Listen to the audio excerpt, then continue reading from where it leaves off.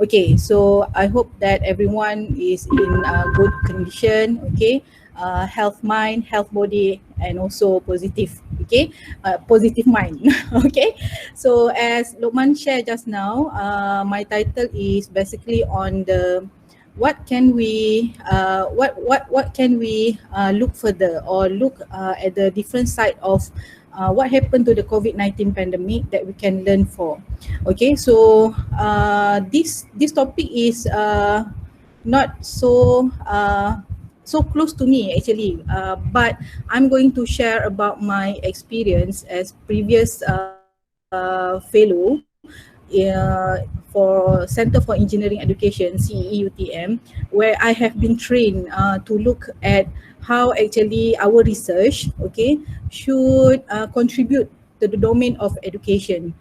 Okay, so I would like to share my not experience actually, but my very small thoughts, a small experience. Okay, how actually we can have this mindset of doing research, especially that related to the COVID-19 pandemic. What we can take the opportunities, the advantage, the different side of negative of this pandemic, this crisis, so that we can learn and we can improve our society. Okay, so the title will be the software engineering education in the era of COVID-19. What needs to be changed? Okay, what needs to change for us as researcher? Okay, so I'm going to share this video. Okay. Let's just talk about other key innovation drivers. Well, the real world integrates part of the cyberspace. I'm quite convinced that our children and our grandchildren, they will not see a lot of difference between digital technology and the real world. Digital technology is part of the real world. Digital technology will be very closely connected with the real world.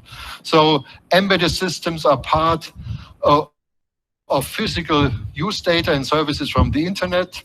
Embedded systems will be closely integrated with cyberspace. System of systems with the internet as integration platforms. We will see a lot of augmented reality and the fusion of the digital and the physical world. And it's on the way. And I already mentioned human factors, the human in the loop. It's interesting if you look at these wonderful devices. And for me, as a guy who worked in computer science for quite a while, and when I started to write my first programs, that's already 40 years ago, or more than 40 years ago. For us, a device like this would be like magic. If you would have given me such a device 40 years ago, I would believe this is impossible. So we have seen a development which is really unbelievable. And now if you look at the way people make use of the devices, it's interesting because you realize that these devices are very close to the people. The people consider these devices as part of themselves, as part of their personality. There are interesting studies. If you take away the smartphone from a user, the user finds this as a loss, like amputation. So in some sense, we are already cyborgs. We use these devices in a way as they would be part of our body, and that will go on. We will have augmented human identity by digital technology. And of course, there are a lot of engineering challenges. It would be a pleasure to talk a long time about that because I'm an informatic guy, so I could talk about architectures and I could talk about requirements engineering and how you do the data analytics on the dependability. I just wanted to mention, because this is often overlooked. If you look at the successful companies, and that was more or less the message of Jan Bosch, if you look at the successful companies, they all understand how to do software engineering and systems engineering. And they understand how to do the human factors, because if you look at the smartphone, how it was invented by Apple, one of the real interesting stuff is not only the technical integration there, one of the real interesting stuff is how it is adapted to what people find easy to use.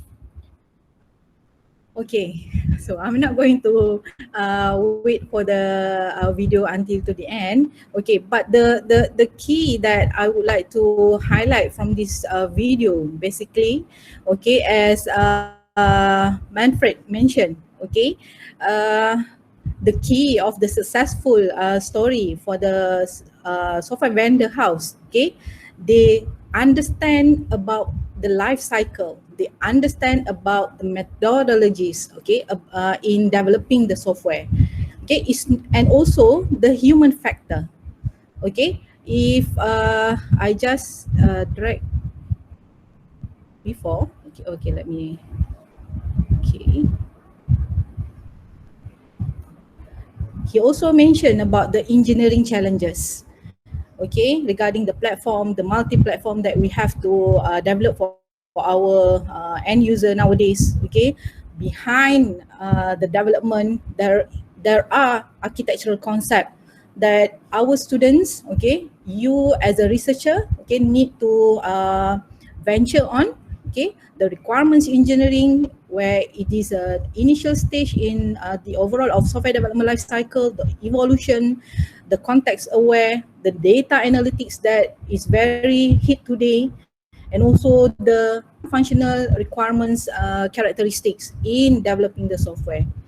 Okay, that is actually, okay, the key that I want to highlight from this sharing this video, where this video is being published last 2017, okay, where these challenges remain the same until now.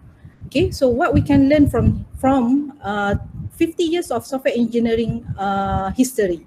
Okay, so let me check. Right.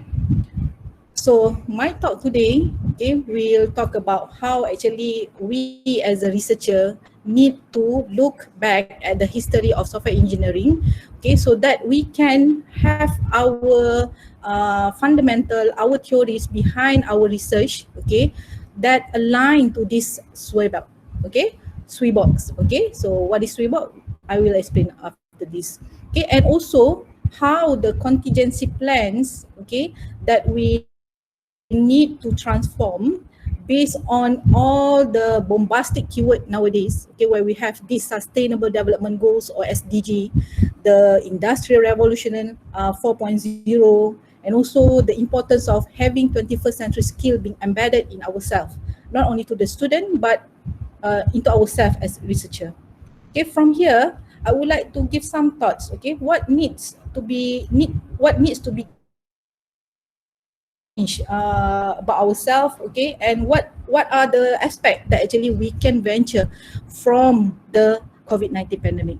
Okay, so I think all of us, okay, is very aware of the history of the software engineering, where we start to be this software engineering software crisis actually. Okay, start from 1960s. Okay, the keyword of software crisis exploded during 1960s. Okay, and we initially develop our progress, our development, okay, to fulfill the needs of our user, okay, from 1970s when we have this Linux platform, okay, and in 1990s this World Wide Web, okay, evolved and so on.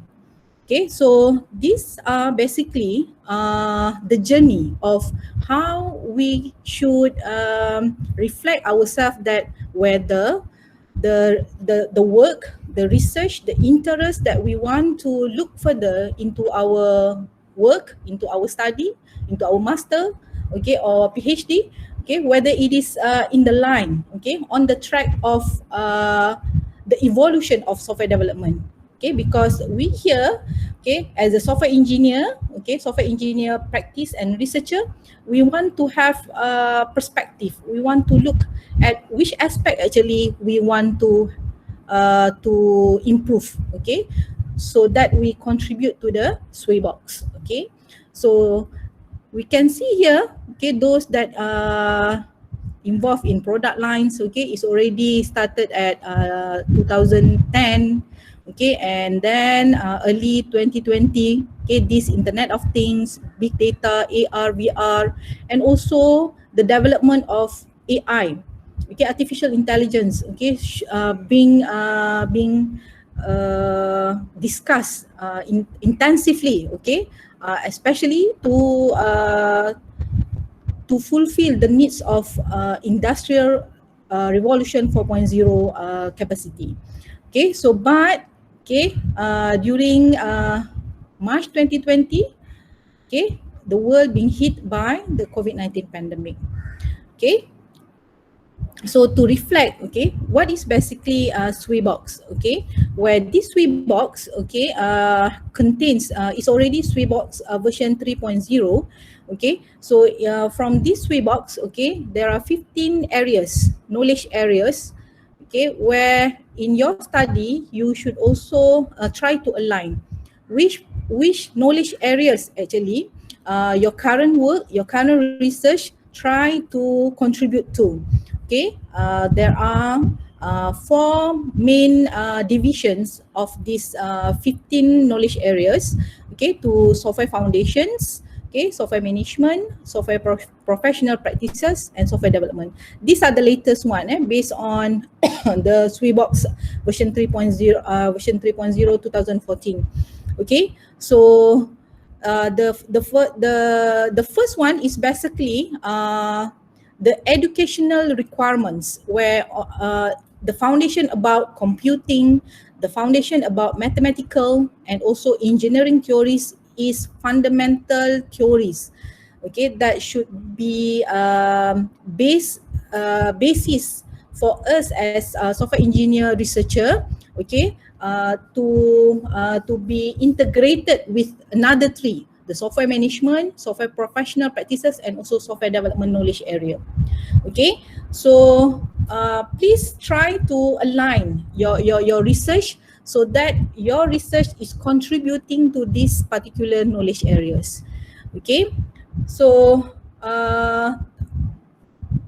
what we can learn from this Swibox, okay,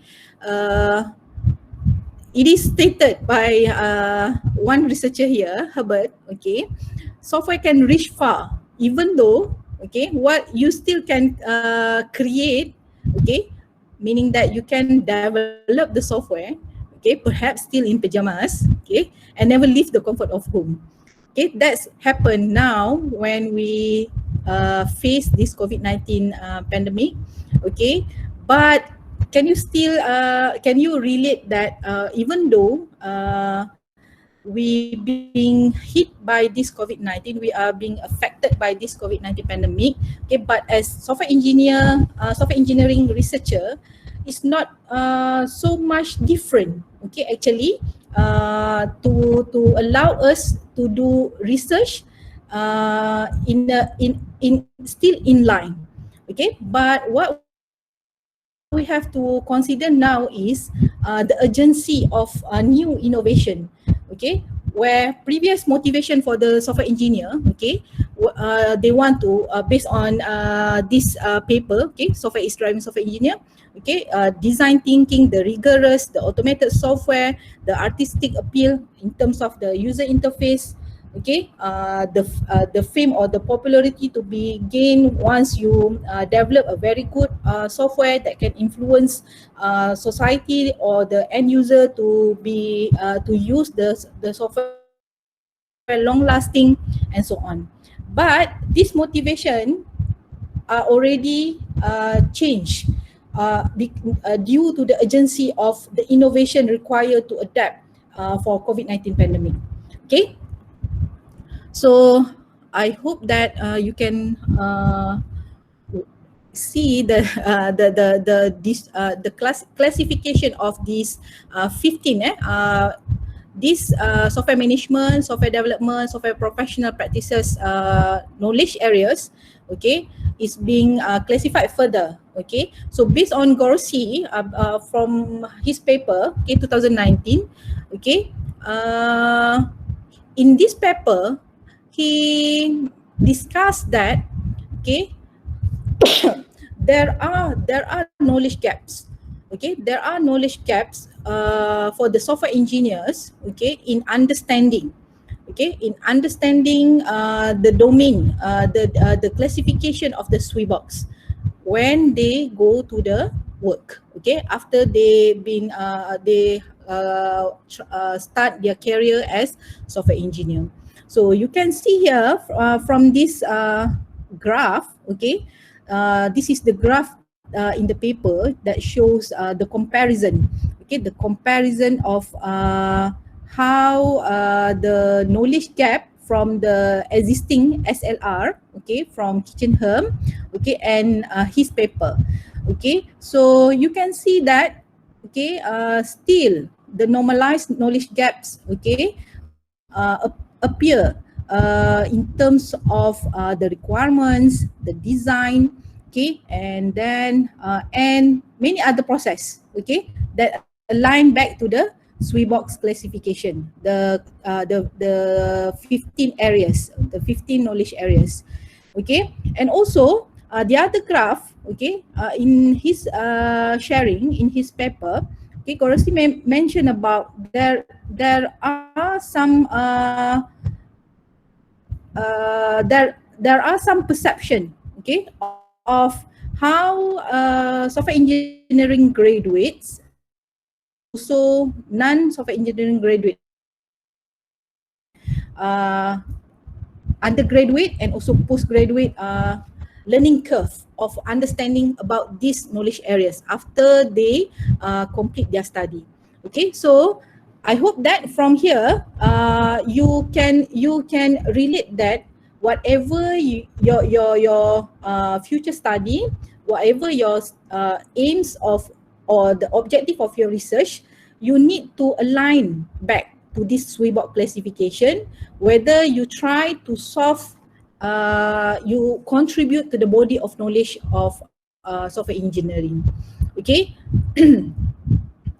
This is what Manfred video talking about just now. Okay, last 2018 is basically software engineering 15 and 50th anniversary. Okay, so in his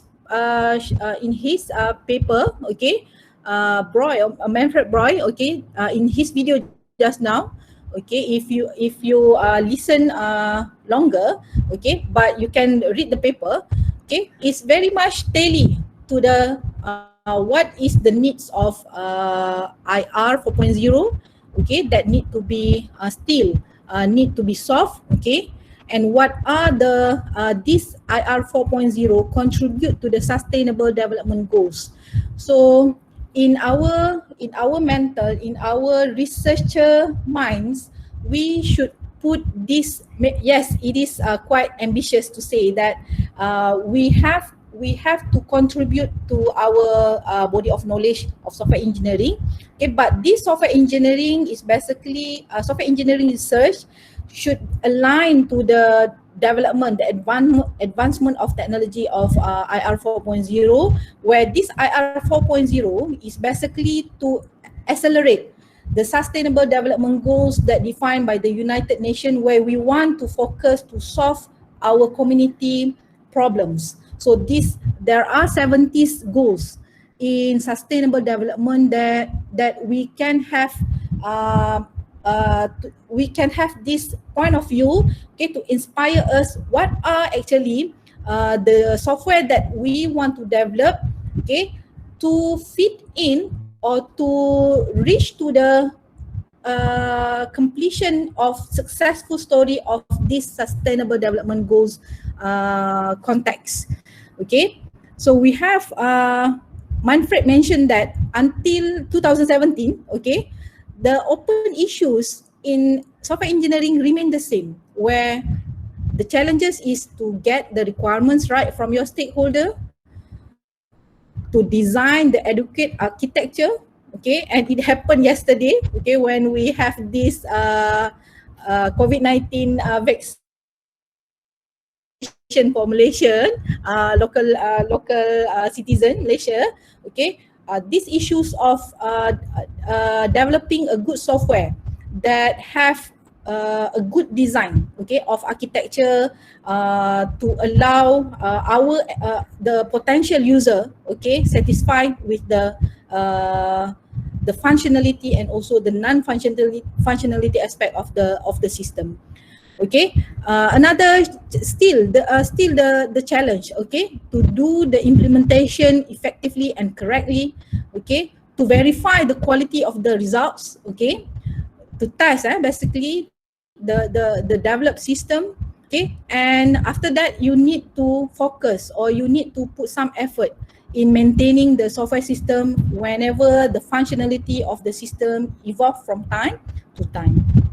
Okay, and he also mentioned in his paper that, okay, in solving this challenge, the open issue here, the requirements, the design, the architecture, the development, the implementation, the testing, the evolution, maintaining, okay, is can be assisted, okay, by changing our attitude towards teaching software engineering. Okay, where actually the demand exists for more than just classic teaching. Okay, because nowadays, okay, there are some urgency to groom or to train software engineer to be, okay, so that they can have multiple platform, okay, they understand how to develop multiple platform, they know how to elicit the requirements, uh, how to manage the changes of the documented requirements, how to plan for the good design, how to do good test case planning, and so on. Okay, so that is basically remain the same. The challenges remain the same where, okay, we need to think about whether, okay, the current situation of our software engineering research can contribute to better way, okay, of having innovative development, especially for COVID-19 crisis software development. Okay, so this is basically from the World Economic Forum, where to train our learners, okay, to train our learners and also to train us as developer, as a researcher. Okay, there are top 10 skills that expected by 2025 being embedded, okay, being nurtured in ourselves.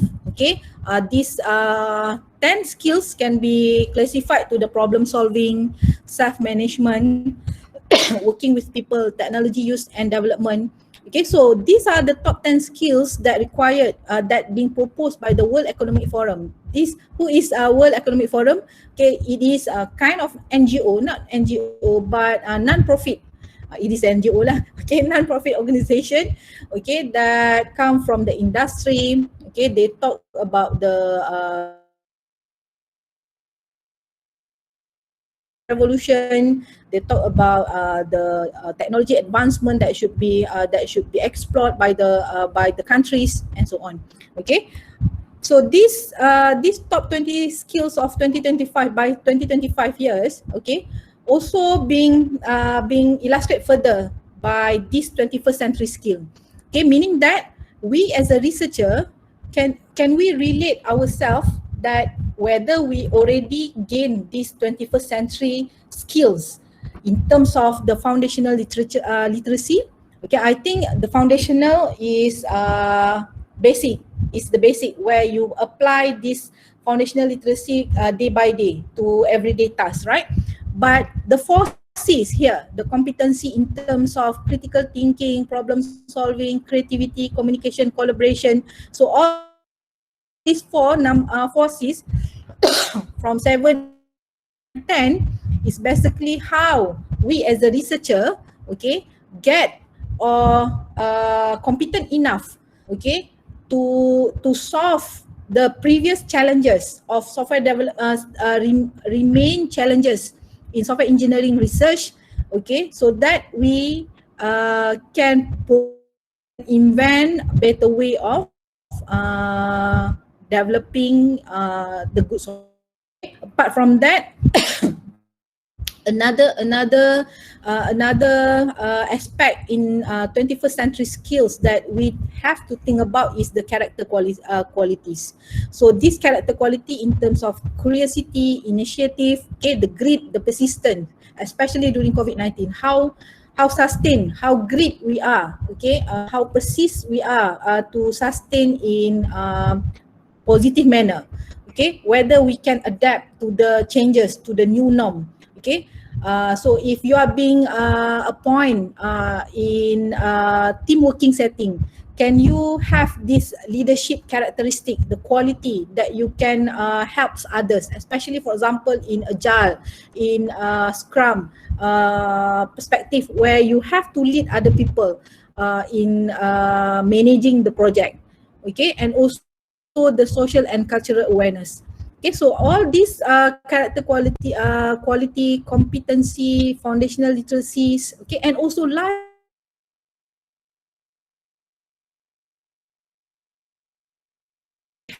skills we have to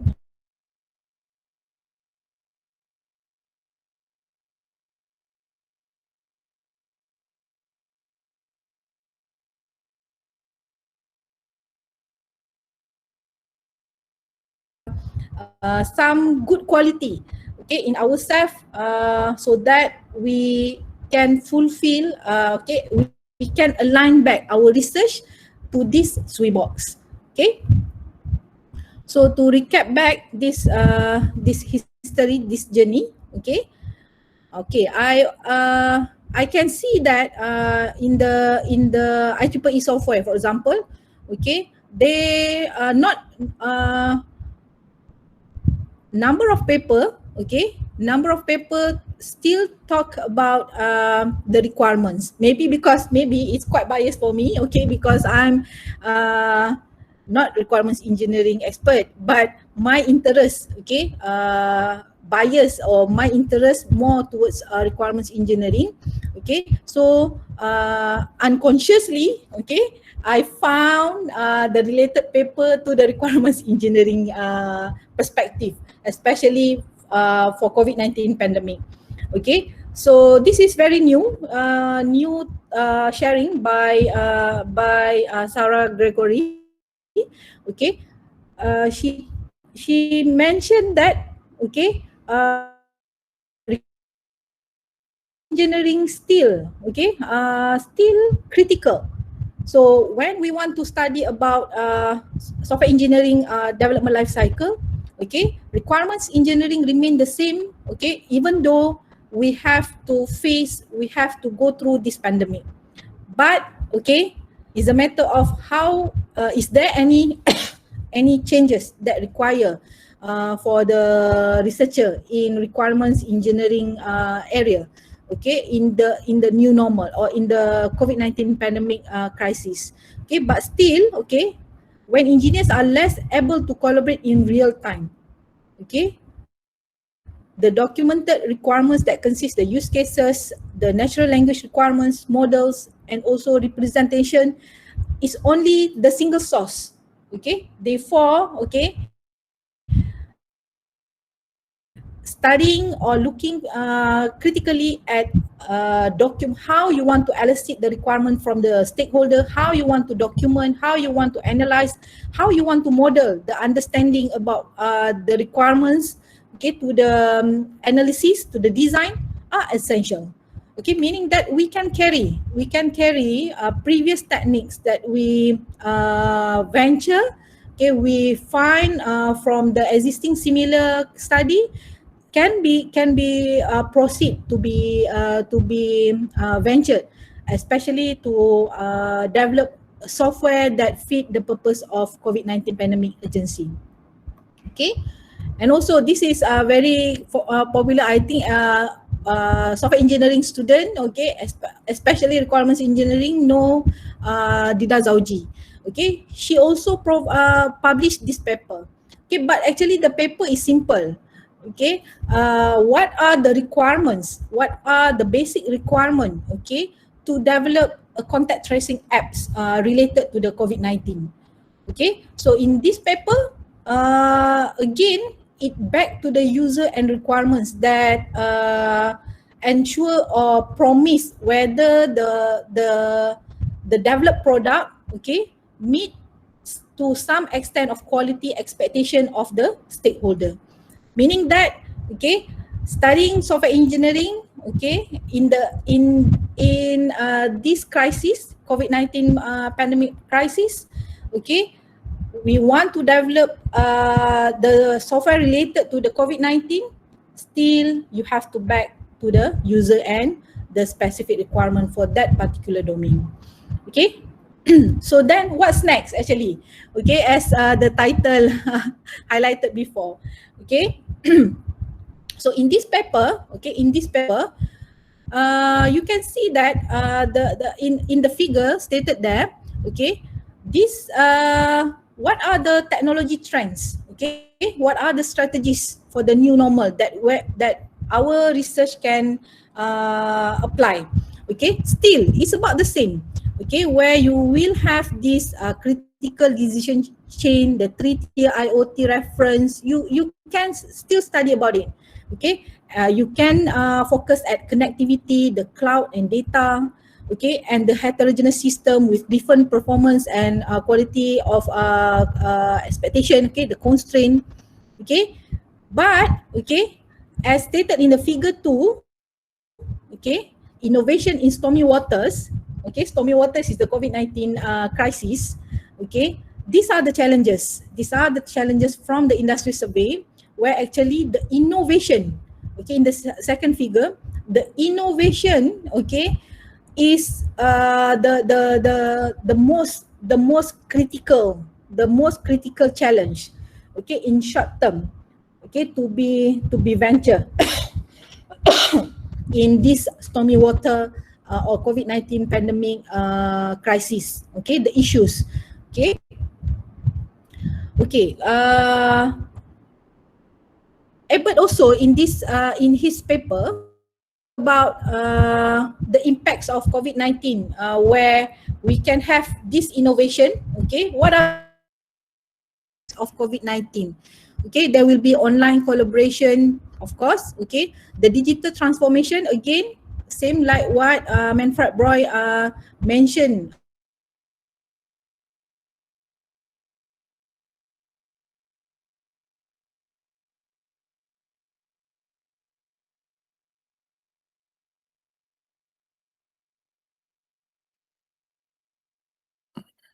Doctor, we cannot hear you.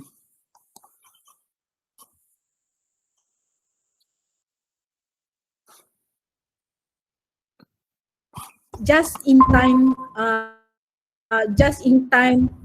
information, JIT, just in time JIT information to be delivered to our learner, because they have to know just in time information, okay, but they need to innovate more. Okay, they need to innovate more because there are lot of information available. Okay, they can refer to the YouTube video, they can refer to the Khan Academy, okay, Udemy, and many more. Okay, and of course there is much stronger cost competition than before. Another aspect that I think we have to think about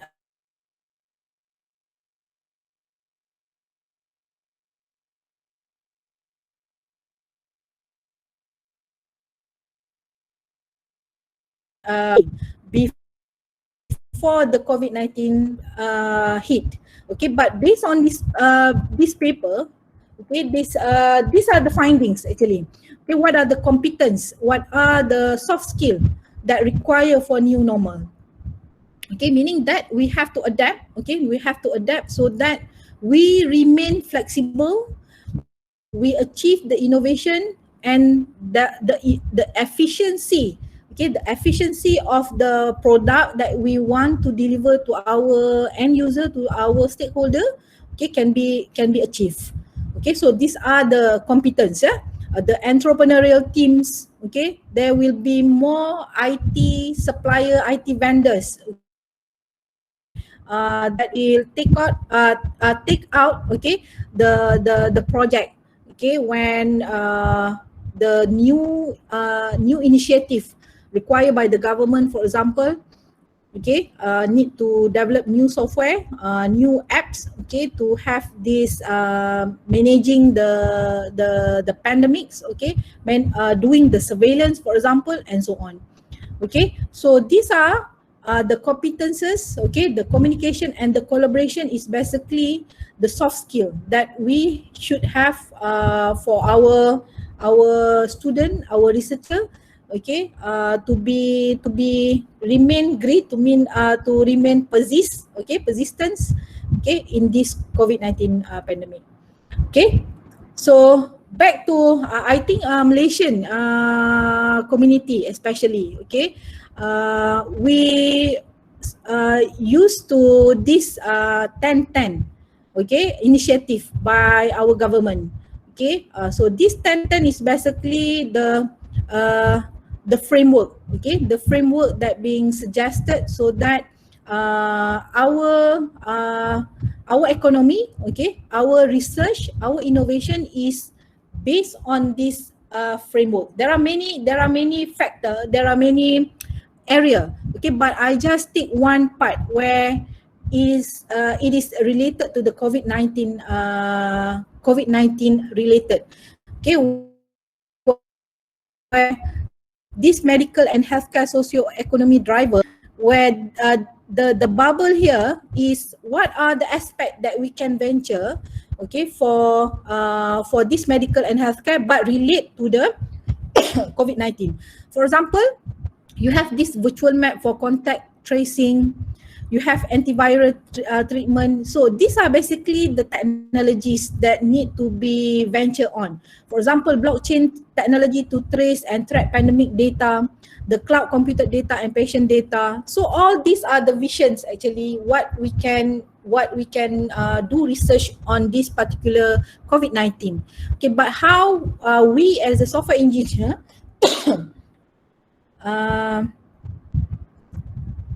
relate this area to our research perspective so that we contribute to our sway box. You can see here the next generation research and application. You can venture on intelligent contact tracing and pandemic monitoring system using swarm technology and network analysis. Okay, you have this algorithm to monitor the sentiments, for example. Okay, how you going to have sharing pandemic related data using differential privacy, the encryption method, okay, and many more. Okay, so all these, okay, are example of how we can relate our research. What I want to highlight here, we should have ambitious case study that relate to the COVID-19, because this is the way forward that we want to solve. Okay, because you know this COVID-19 pandemic emerged new aspect that we want to solve our everyday tasks, our day-to-day routine. Okay, so hopefully, okay, as a researcher, we can think about whatever the algorithm, whatever the process, for example, the testing, the requirements that you want to focus on, okay, back to this COVID-19 pandemic related. Okay, so that is actually my inspiration. Okay, so that we think about this way forward of our research, especially for software engineering research group, right? Okay, so I just attend this sharing by Faculty of Science, okay, but this is from chemical department. Okay, there is no department anymore, but this department of chemical from Faculty of Science, okay, they organize this teaching and learning in chemical. Okay, I am interested with Dr. Bakri, okay, where actually he shares some his experience on how he actually innovate, okay, his way of teaching to his student, okay, by relate to the COVID-19 pandemic situation, okay, in his teaching and learning. Okay, so he referred to this Academy of Science, ASM Malaysia, okay, where this Academy Science provide research study fact sheet. Okay, so if you Google, then you can have this fact sheet, okay, and this fact sheet can be observed by us whether we can use this as our case study in our research or not. Okay, so Dr. Bakri is basically a good writer. He's always write to the newspaper, and I think in UTM most of us know him. Okay, so he's doing problem-based learning. Okay, meaning that he relate his research. Okay, he relate his research in chemical, but then he look at the opportunity in COVID-19 pandemic problems to be exposed to his student, okay, during this emergency and remote teaching. This is what he stated in his slide, online setting ERT. Okay, ERT means emergency remote teaching, where he used COVID-19 as a well-known problem, okay, to deliver his teaching and learning environment, okay, to his student, where he is using problem-based learning, and he's using the fact sheet, okay, from the academic science. So he's aligning his way of teaching by stating what are the context of the problem, okay, and he's implementing proper phases of problem-based learning, okay, so that his student apply the emerging issues of COVID-19 pandemic, okay, COVID-19 related in chemical, okay. So his area is basically on the drugs and so on, okay, the chemical. Okay, so these are being adapted in industrial organic chemistry class. So now that is what I actually want to share. Okay, when I think about what is actually we can have the mental view for us as researcher, where we want to solve our community problem, okay, by research, proposing the idea of better way of algorithm, okay, better way of analyzing, modeling, and so on. By having good case study, and we help our colleagues, okay, we help our community, especially in research, okay, to get the idea of what are the way forward, okay, that we can venture on COVID-19. Okay, that's all I think. There are many paper, actually many reference, but I not managed to study, okay, because this sharing this title, actually I just want to have my own motivation, okay, so that I know whatever I want to research, okay, in software engineering education is still remain aligned to the SWE box. Okay, that's all I think. No, Lukman. Okay, thank you, Doctor, for the sharing. Okay, now we will open the Q&A session if anyone has any question or comments regarding the topic shared just now. Assalamualaikum warahmatullahi wabarakatuh. Thank you very much, Dr. Noraini, for a very interesting topic. Okay. Most of current researcher, especially the lecturer, also looking into that type of paper. That's good. And then the way Dr. Noraini linked to the research, it's really helped for those researchers who are looking or at the first phase of research design. I just want to add one point, which is the latest computing curricula 2020. Okay. Yes, agree with the needs of knowledge, which is all in software engineer. In our case, we are in the field of software engineering. In computing, we have so many other field, which is computer security, informatics, and many more. Okay. In this document, Computer Curricula 2020, beside emphasizing knowledge, soft skill, as mentioned by Dr. Noraini just now, another thing that you need, so meaning that in your research, you require to address or identify what knowledge you want to contribute.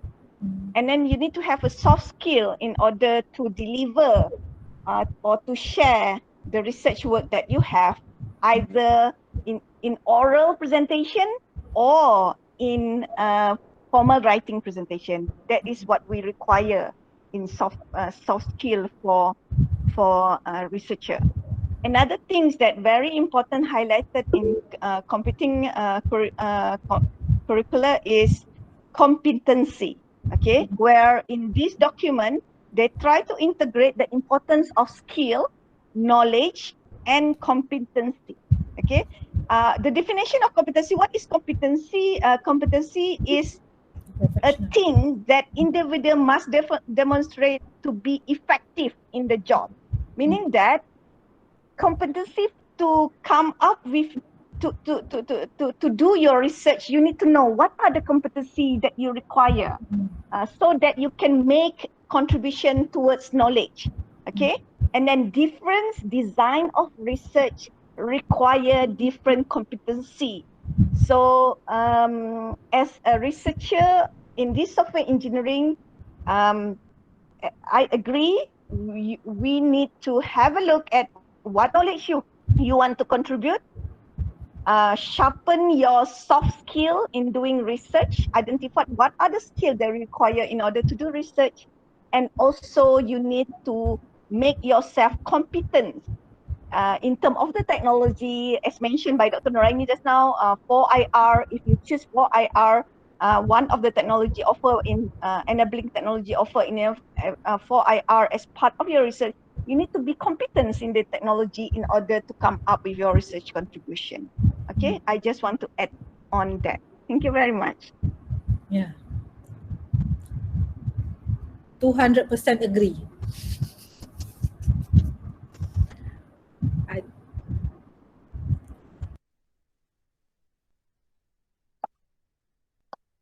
Okay, do we have any more questions?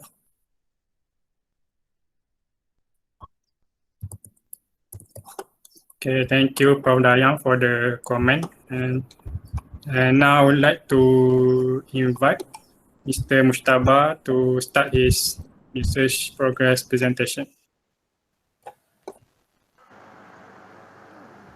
There are one question there by Rosnia. Sorry for interrupting. Sorry, I didn't see that. In the chat.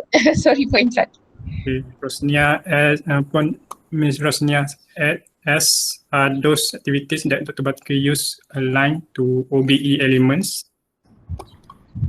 Okay, I didn't mention about OBE as one of the elements in education. Okay, so OBE is basically outcome-based education. So outcome-based education is kind of framework, kind of baseline that our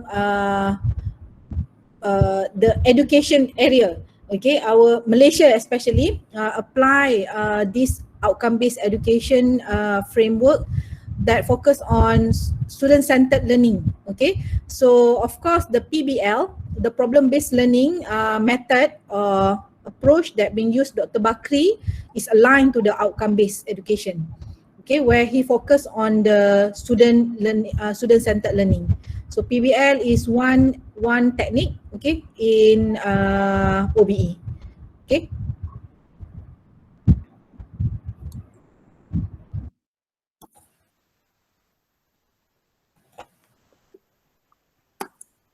Okay, I think Mujtaba, you can start. Okay. Assalamu alaikum all. So I'll just share my screen.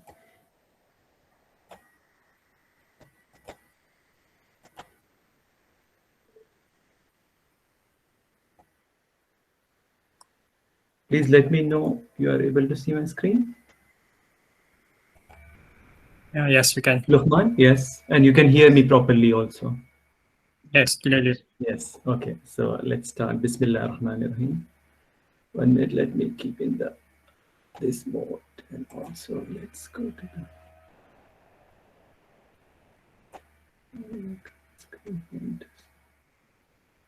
okay. So Assalamu alaikum all. Welcome to my presentation, research progress presentation. My name is Mohammed Mujtaba Ahmed Khan. I'm international remote student. I'm basically from India and I'm settled in Germany. So I would like to also motivate all other students, and I request all professors to give please give your feedback to my progress presentation. If you have any comments, please let me know, because we are student and we want your also comments and improvements all the time, just to give as a request you all. So my supervisor is Associate Professor Dr. Razia Binti Mohammed, and co-supervisor is Dr. Noor Aziza Binti Sadon. So our topic, my topic is about testing of dynamic software product lines, that is a self-configuring and autonomous-based test case generation framework for dynamic software product lines. So let's start. Bismillah ar-Rahman ar-Rahim. So for I need two minutes of yours to give my motivation behind my PhD, and also during this pandemic, it was very nice presentation from Dr. Noor Ibrahim. So just what I would like to add up, what I want, my experiences and this in this pandemic situation, how we feel all over the world. It's a very big challenge, you can say, for students, especially for the international students and also for the Malaysian students. It is a very big challenge, and to be motivated, to have trust in Allah subhanahu wa ta'ala, or God. That is my motto, we say in Allah we trust and other things we test. Okay, so let's start with the research progress chapters. So we have finished with the introduction part, literature review, research methodology, and then preliminary findings are still started, and then let's finish with the conclusions. So now our agenda for today's discussion is about the testing of software product lines. So we will go through the overview, problem background, what are the research gaps, research goals and objectives, literature review done, research methodology, how to implement the research methodology, design and implementation, and summary and conclusions finally. So now let's start with the introduction part. So in order to understand the concept of software testing of software product lines, especially in this proposal, we have to know some important keywords. That is a self-adaptive system. When for example, just I give example of an animal called chameleon. Whenever the environment changes, how it changes, its color as a motivation, So self-adaptive system is also those type of system where the system adapts it adjusts itself according to the changes environment, is the first motivation for our study. Next comes with the properties. Self-adaptive system has 4 properties. One of them is the self-configuring property, where we say that how the system adapts and how it configures itself when the changing policies dynamically. Dynamically means in a runtime, or let's say in a real-time environment, how it changes. And that is that one. So now also another important property is the autonomous, where the system needs to solve complex problem, because the software is getting more and more complex, and for the customers or the let's say researchers, we have to deliver software which is bug free and it is quality assured. That's why also the testing system should be done in an automatic fashion and very faster to market, you know. For that reason, we will deal with the software product line testing. So software product line testing is the testing of explicit specification of commonality and variability in software product line. When we compare the single product, we have a commonality. There are some common reusable software, and there are also variability where we have variation points are also there that we will consider in our study. And especially we will deal with dynamic software product lines, where the testing is of software product lines will be done at the runtime adaptation, mean at the real time time.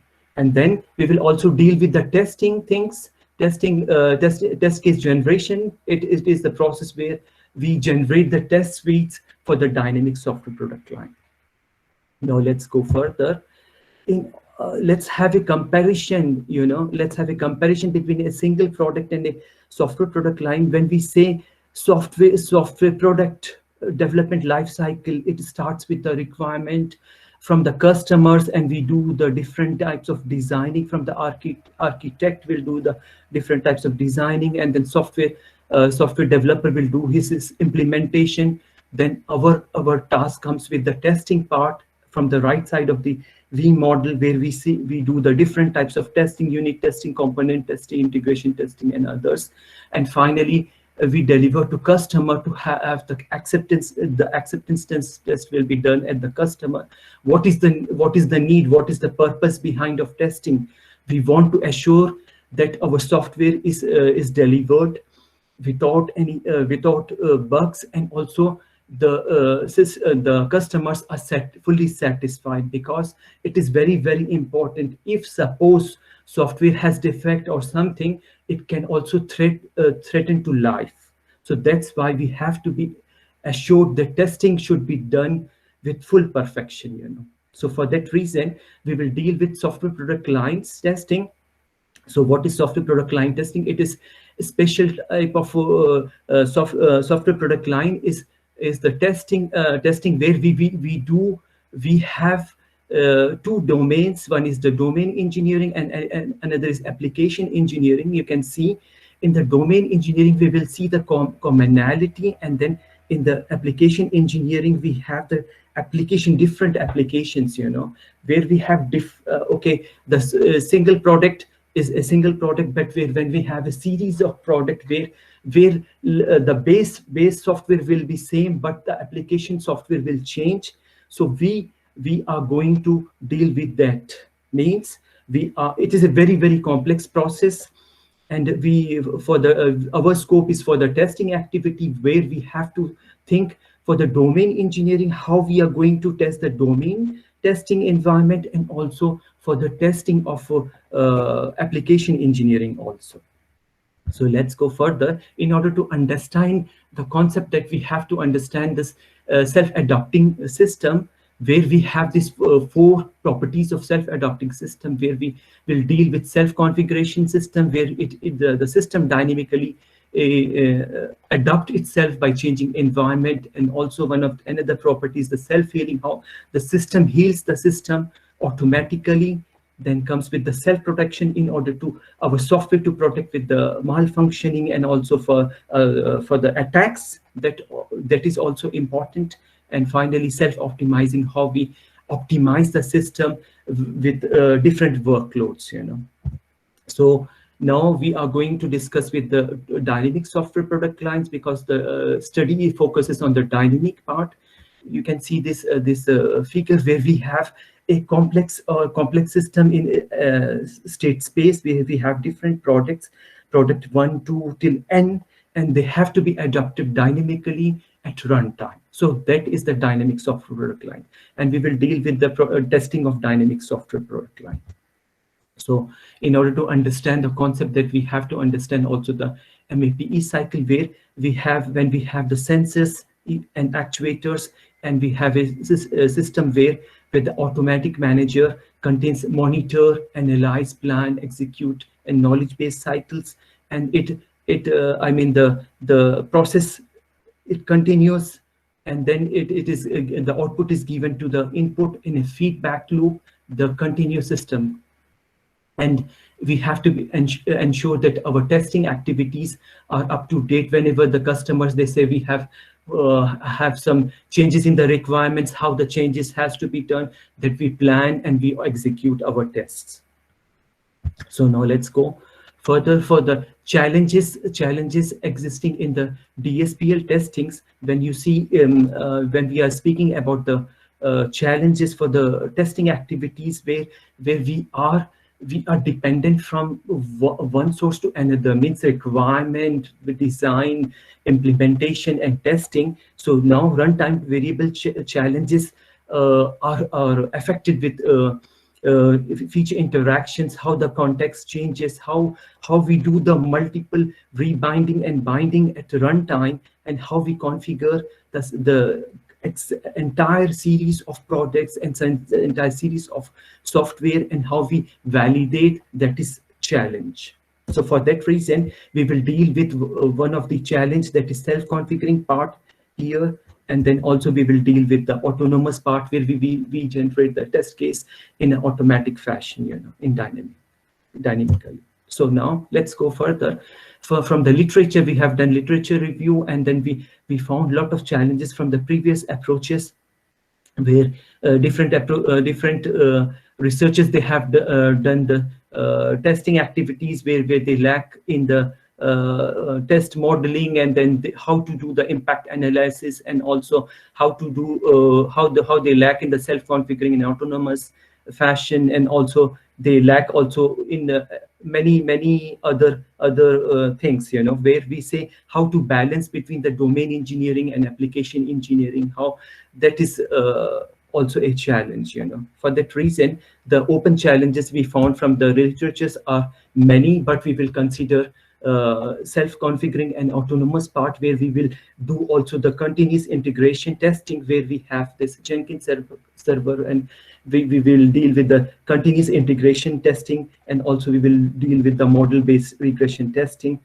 There are also more challenges where we say the standard companies and industries, they need also certification whenever we deliver software. It has to be assured that it is bug-free, and also it should not be a threat to life. That's why we need also certifications, and also traceability, how we do the different traceability from one step to another step. That is also a challenge. So for that reason, the motivation behind for this study is that as the software is getting more and more complex, and we have different product lines, how the testing should be assured, and how we satisfy to customers and all to the researchers, and how the effectiveness we have to do, and how we can reuse the software, and also how the software should be delivered very fast by using the automatic test case generation methods, and how we do the runtime ability. That is the motivation of this study. So for that, we will deal with the self-configuring and also with the autonomous parts, and then let us discuss with the scope of the study.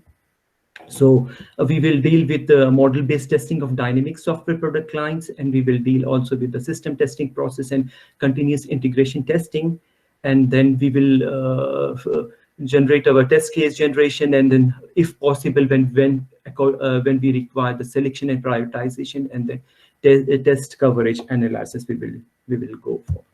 And the next step is that how we do what is the main purpose of that, and the main aim is to design the self-configuring and autonomous test case generation framework for dynamic software product line.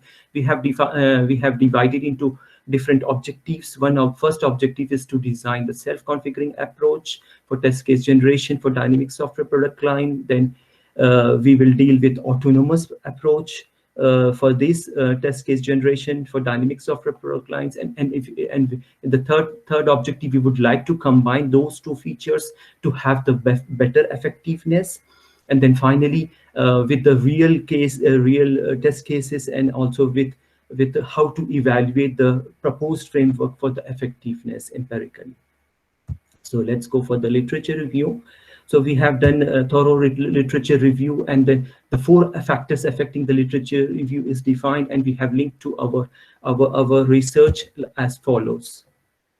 So now when we have done this literature review, we have found this how the dynamic software product lines adaptation is done, and we have classified into goals, cause, and mechanism, which are in turn divided into 5 types.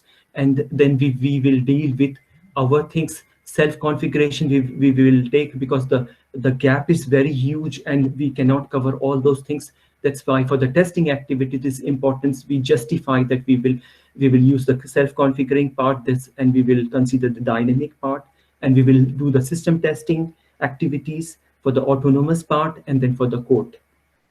So next, we have done also the research mappings, where we see, you know, if you consider here the self-adapting and non-self-adapting part, we are going to cover the self-adapting part. We are not covering the non-self-adapting part, because we want to be up to date, and whatever gaps exist that we will try to analyze, and we would want to have the contribution in this field where we have the gaps. You know, if you consider this red color are our focus, you know, of our testing, means our research area. And for the evaluation part, we will also deal with this functional parameters, input, outputs, preconditions, and effects. So we have done systematic literature review according to Kitchen-Helm approach, where they have defined, she has defined this in steps how we do the stage 1 and stage 2, where we have used our keywords, and we have used the digital resources, standard resources. We filtered our things, and also we used the reference manager tools, and then we did this excluding and inclusion criteria. Then we did the second step, and we did the quality assessment, data extraction and synthesis, and then finally output as the research questions. You know, so we will go further. So now we have done a systematic literature review, and then we have compared the related works. If you see here, our criteria of selection is this goal, what we have discussed just now: self-configuring, dynamic cause, mechanism, and mechanical type. So we have all used the present existing researchers, how they have done. And then, for example, Hajri, they have used this as a system cause.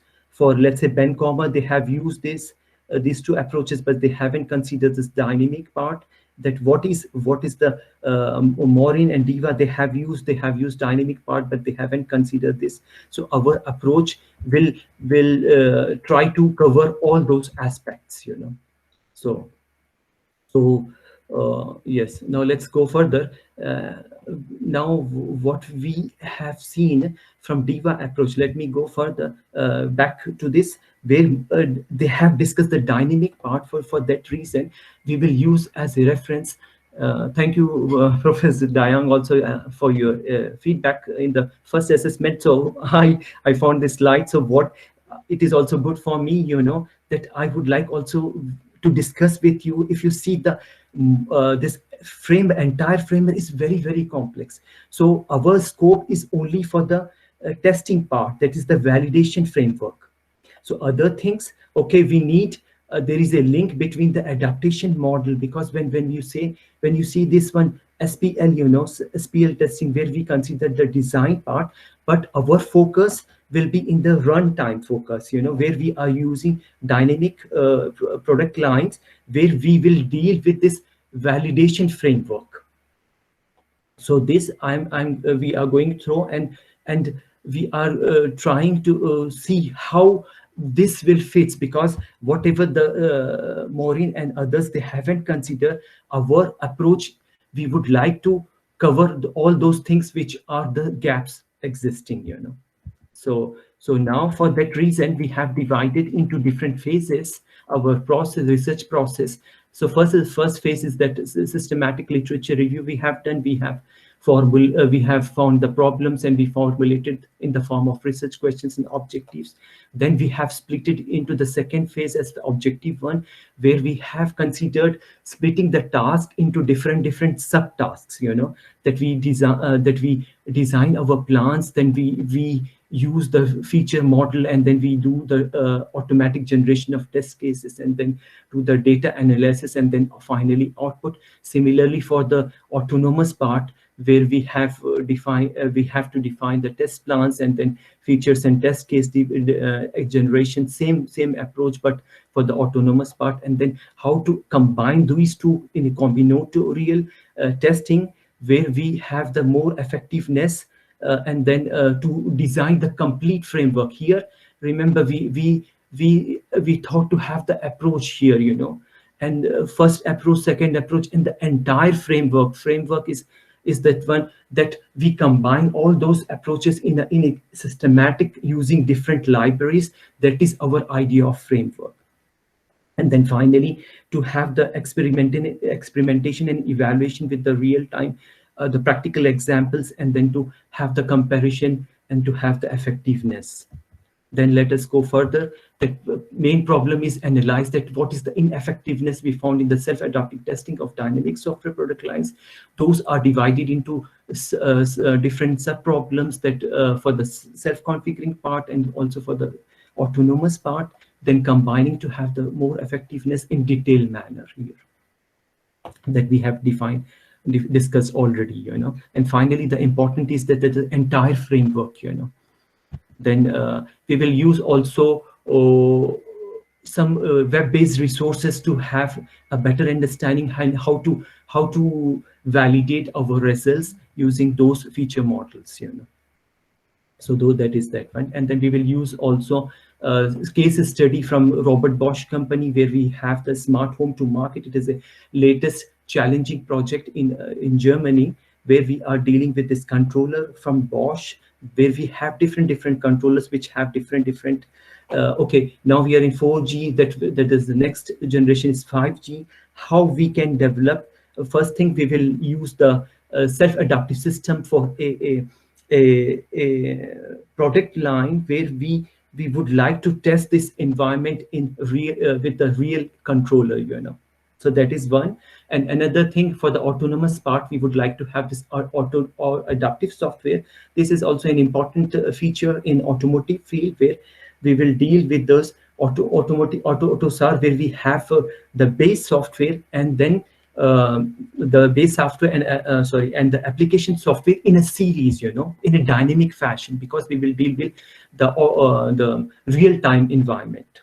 That is that one. So let's see further. So our proposed approach is that we have used this selection criteria, where we have discussed this MAPE cycle, where we will consider our context model for the monitoring and analysis, and we will use the planning model, how to do the testing activities, how to plan whenever we have the runtime environment, and then the adaptations are done very fast in automatic fashion, and then also to have this runtime reconfiguration whenever the system requirements have changed, how we can do those changes. That is our approach here. So now for this approach, what we will consider here, you can see, let's go for the labels, or those. These lines are the action flows. These are the action flows, and these are the data flows. These are the dotted lines are the data flows. We have the system state here, and then test sequence will be. Our approach is that we will concentrate our approach, that we develop test plans, test case generation, data analysis here, including test execution for dynamic software product lines. For that reason, we will also use this MAPE cycle. You can see here that we are using this context feature model for the, okay, that is the first step for the monitoring, that we give further this when for the analysis, we forward, and then we do the planning and then execution. This is the adaptation mechanism. And there is a link between adaptation mechanism with the test steps sequence. You can see steps 1, 2, 3, 4, and 5 are the sequence where we give always, a feedback from the output to input we give. And you can see also for the adaptation mechanism, we give also an output to input to have the continuity, that is the continuous integration or the continuous testing we will deal, So for that reason, we will also have to use this approach when we say MAPE cycle, as well as the complete execution steps are needed in our approach for the self-configuring part. So now next step, okay, so how we would like to do these things, that we have, let's say when we have requirements from customer, we do the testing activities, and say the customer, they have changed the requirements and they say, oh, I want to change something, then test cases are generated from the previous iteration, and we classify the test cases, and we update our test cases according to the requirements.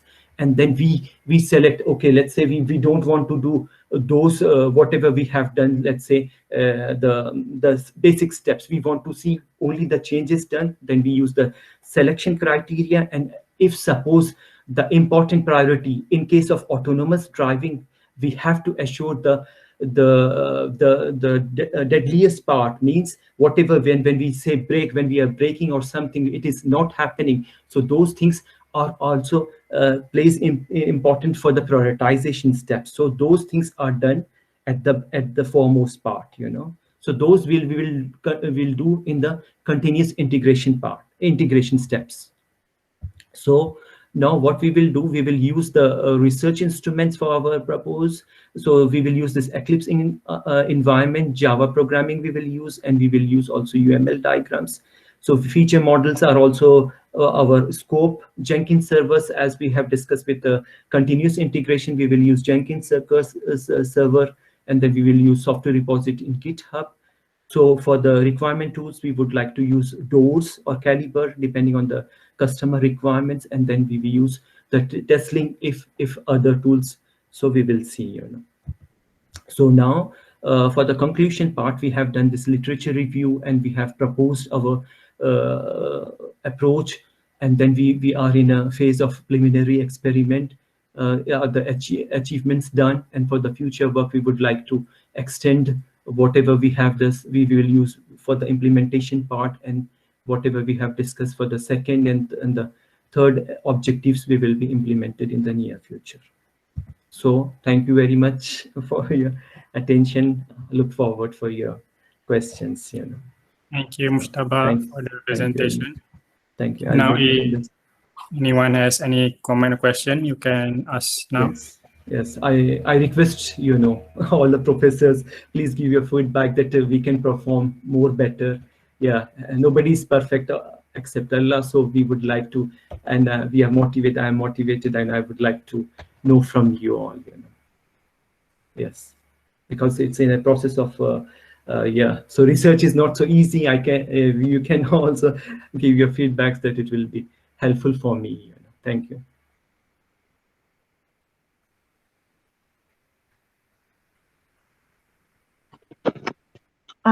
Anybody would like to ask? Else, I just very simple one, because I asked you so many things in our first assessment last session. Sorry for that.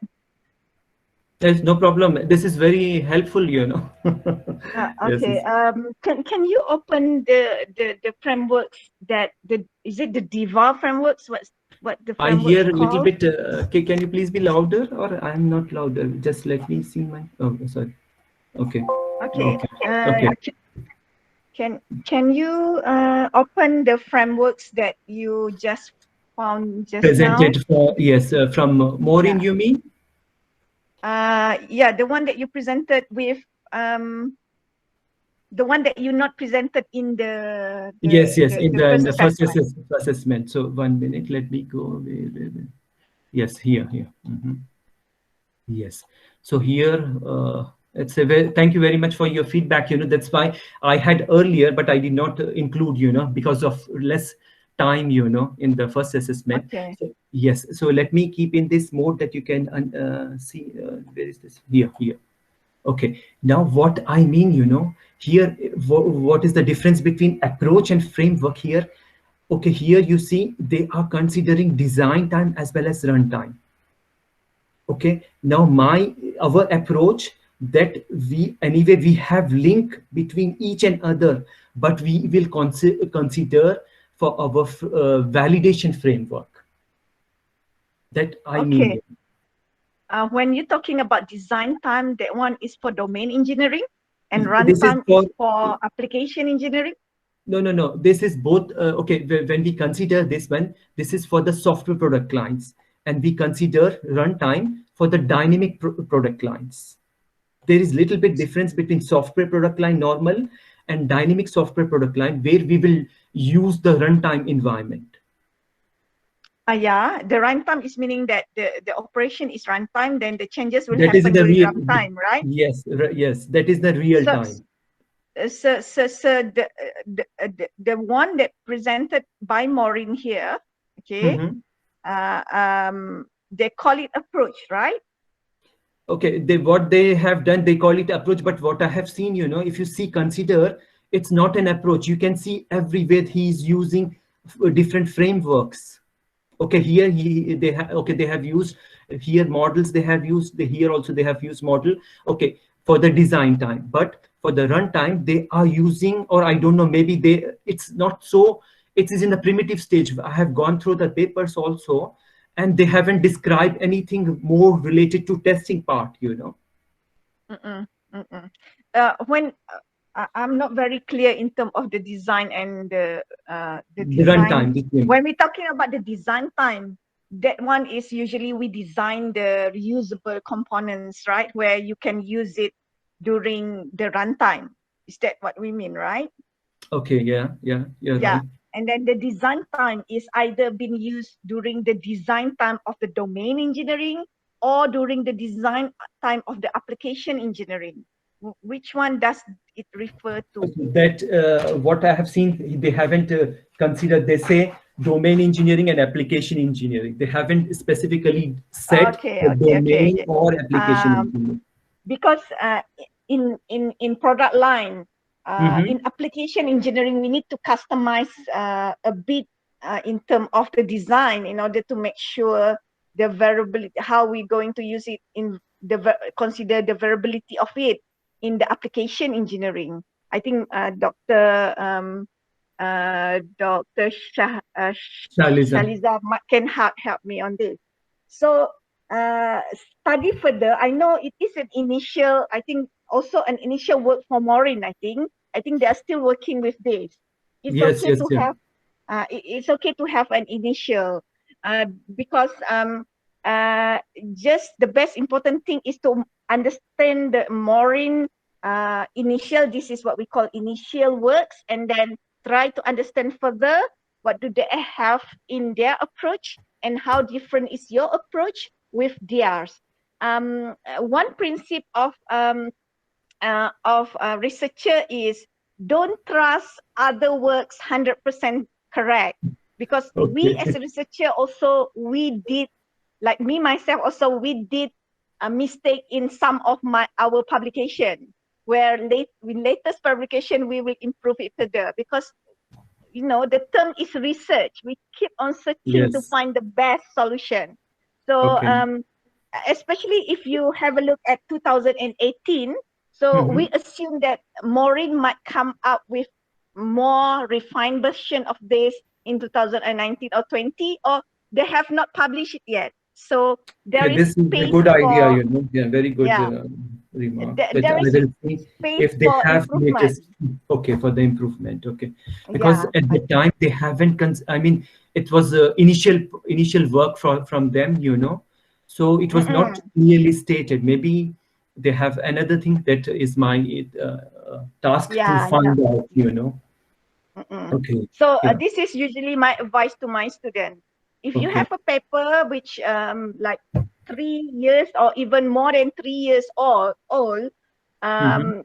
if you want to compare, if you're not sure about what the researcher is doing, the best is for you to email and ask further the researcher, because we believe the researcher also in progress with what they are, what they already did publish from the references that we referred to. Okay. Thank you very much. Okay. Good. And then all the best for your PhD, Mujtaba. Thank you very much. Any others? Dr. Shaliza? Already commented. Commented. Okay, okay, thank you very much. But Mujtaba, I just want to ask, Yeah. the second last slide. Okay, let me go there. Uh, Okay, okay. Let's see. how Second last do slide. I- 1 minute. You mean this one Uh, wait, or before one? another one. Another one with the diagram. Yeah, this one. Okay, okay. Let me make it in Mm. this way. Okay. Yes, please. Okay, basically,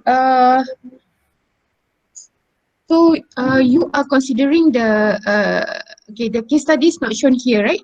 The case study Yeah, is not shown here, here. yeah, Uh, because of dynamic part, we have to consider this adaptation approach also, or as you can say here. That's the reason there is a link between, okay, our focus will be, or my focus will be in the testing part, but we have to use those models, how we will use when we don't have the requirement, how we are able to use. So our part is that we use this SIL part, software in the loop, which are models. And what will happen, the tools will change these models into code. You understand what I mean? The models will be automatically translated or converted into code. Then our testing part will be here. And we do give a feedback loop to the input here. And also there is a feedback loop which goes directly to the testing steps or the test framework, I mean here. Okay, so which is the part of autonomous and which is the part for Okay. Yeah. self-adaptation? Okay, only this we consider, oh sorry, this for the self-configuring part. And what I have in my mind, so this is another part for the objective 2, which I haven't discussed previously. So I would like to discuss with you Another also. one. Yes, because it is in my mind, So, okay, it's not yet totally, also we have to discuss to detail, So this is what I plan for my future, For that reason, we use monitor and analysis. This is that approach for the autonomous part.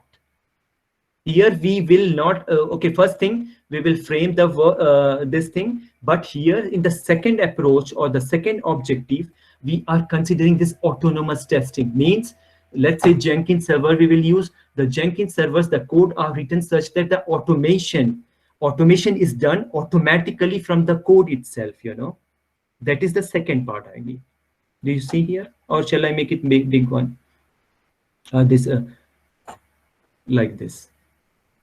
So the adaptations, when we consider this MAPE cycle, there is a continuity is going on, When we say this monitoring, it will give to analyze and then it plans. The adaptations are done here. Back to the autonomous means there should not be any human interaction.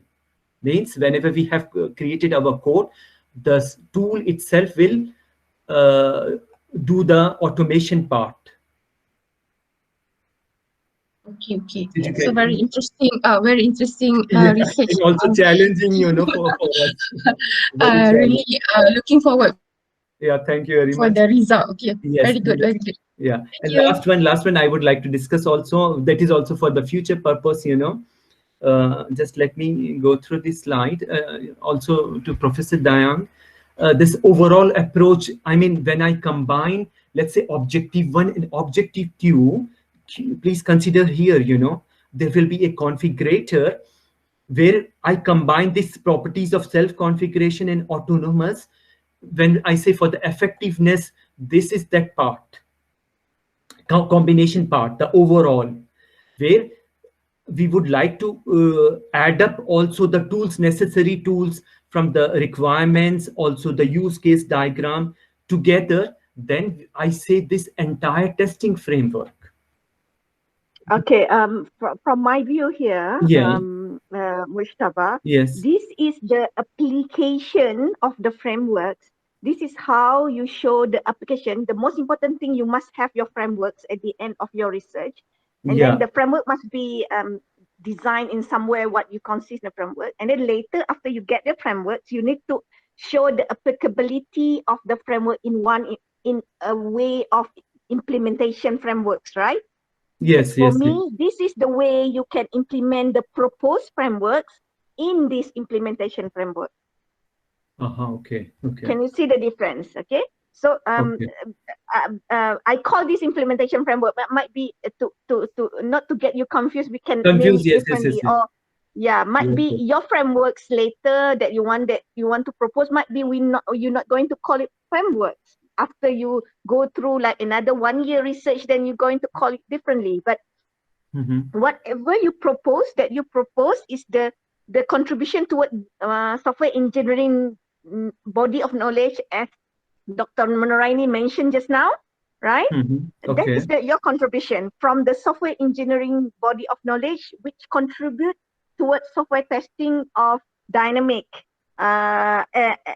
DSPL, Yes, okay? yes, And yes, then yes. what you have there, you need to show it the applicability of what you propose into the application of certain application. This is the best way to explain or represent the application or the applicability of what you propose into the real development.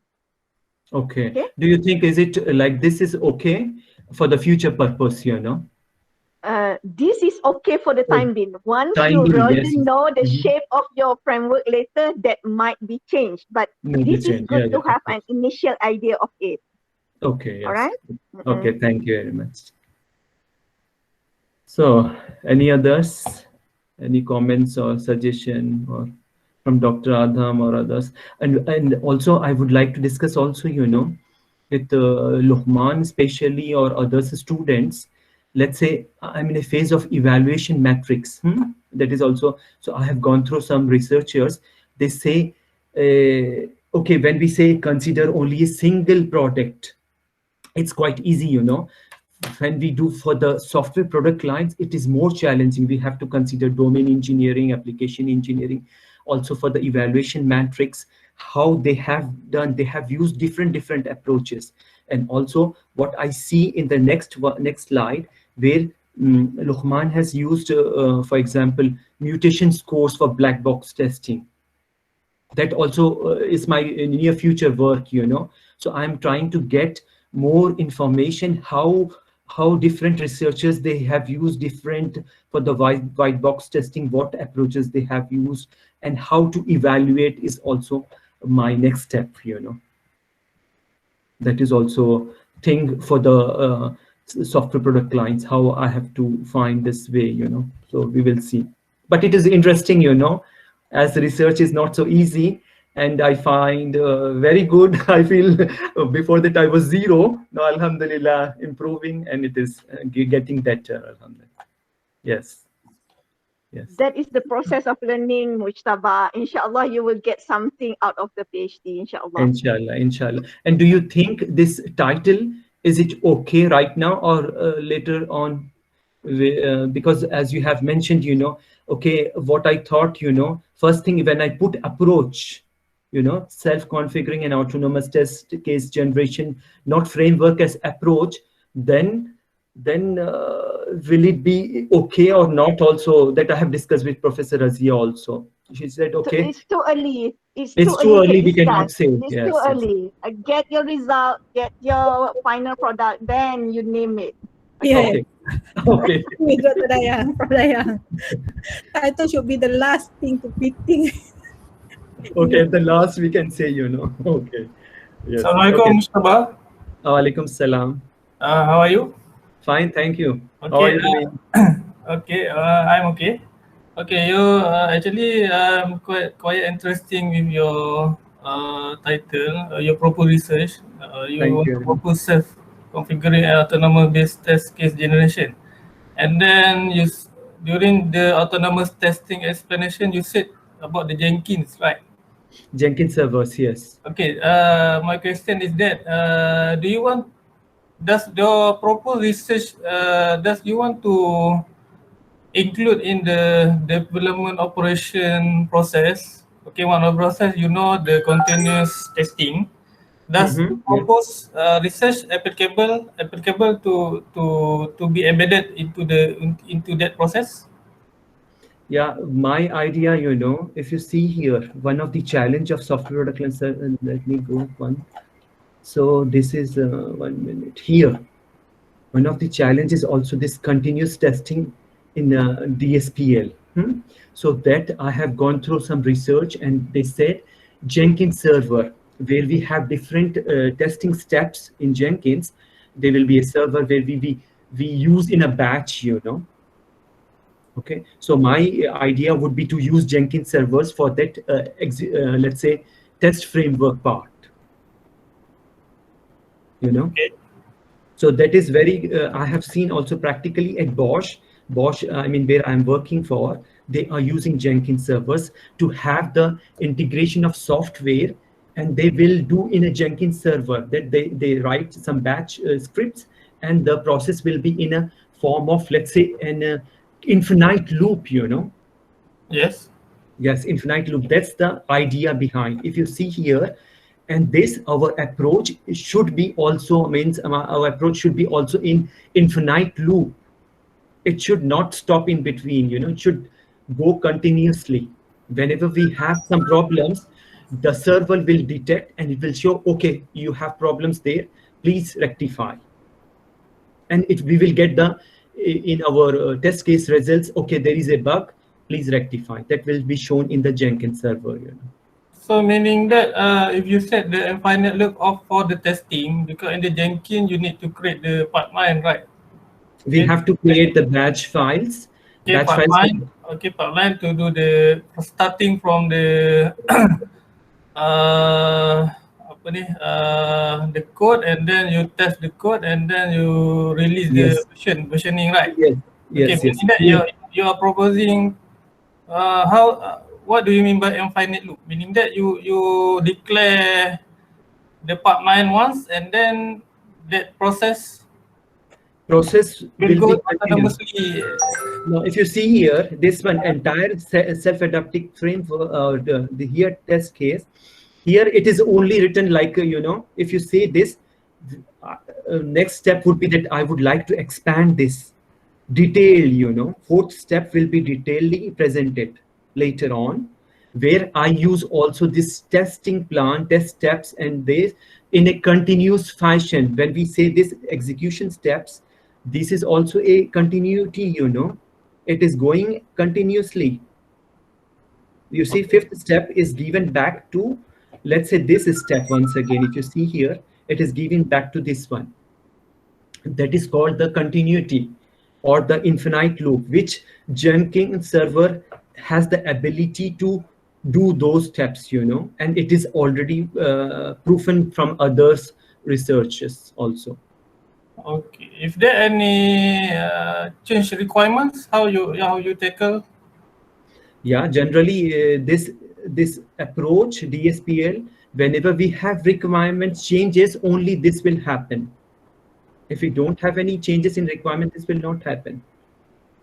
You know, that is the idea behind DSPL, dynamic. Whenever we have the changes, then we have to execute. Otherwise, when we don't have any changes, we will not execute. Okay. Yes. Okay, thank you, Mujtaba. I'm looking that you can realize your research into the particular way. Inshallah. Research is not so easy, you know, and not so difficult also.